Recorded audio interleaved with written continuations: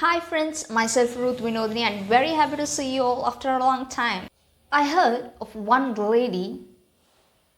She was born in a poverty-stricken village in Maharashtra, India. She never had any education, and when she was a little girl, she wanted to go to the school. But her family made her take care of buffaloes. When she was 9 years old, she was married, and she was married to a man who was 30 years old. By the time she was 19 years, she had 3 sons and she was pregnant. There was a person in the village who used to collect more tax from the people. But Sindhutai was bold enough to complain to the collector.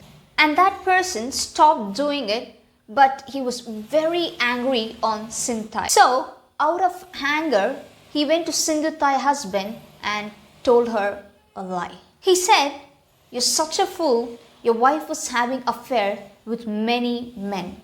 In fact, the child in her womb is mine, not yours." Hearing this, her husband was so furious. He kicked her in her stomach repeatedly so he can kill her and the child. She lay unconscious and he dragged her to the cowshed.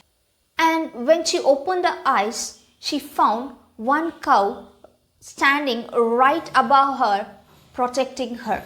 She came to consciousness and she gave birth to a baby girl under the cow. And Sindhutai, when she got enough strength, she promised to the cow, "As you protected me when I was in great need, I will also protect others who are in need." She went back to her biological family and they didn't accept her. So she left from that place.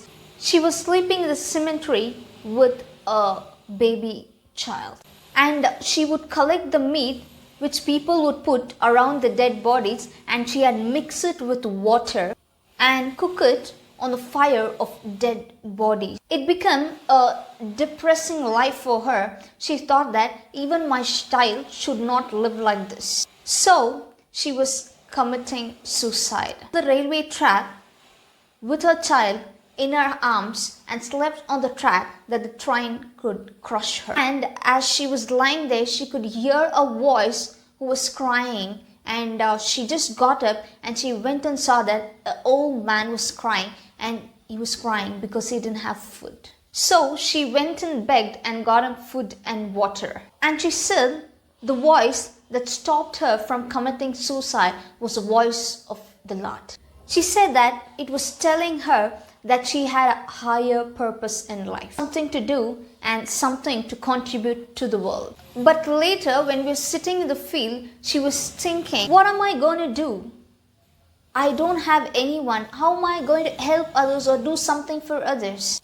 She was under the tree and she saw that there was a branch in the tree that a woodsman with an axe had violently cut the branch. The branch was hanging just with a single string, but that branch was giving her and her child the shade. So she was thinking, this is the answer. How much ever I have been beaten down, still I can do something for others. So she started going and finding homeless orphan children, and she became their mother and she started taking care of them. She begged with her singing and she provided food for them. After some time, people saw what difference she was making in people's life, that they decided to build an orphanage for her. Over the years, she had 1,500 children and over 1,000 grandchildren. All of her children have a great education. They many are doctors, lawyers, farmers. She had won many awards internationally. But then she explained what was the most meaningful and fulfilling thing that she ever did in her life. Years and years later, after her awards, there was an old man who came to an orphanage.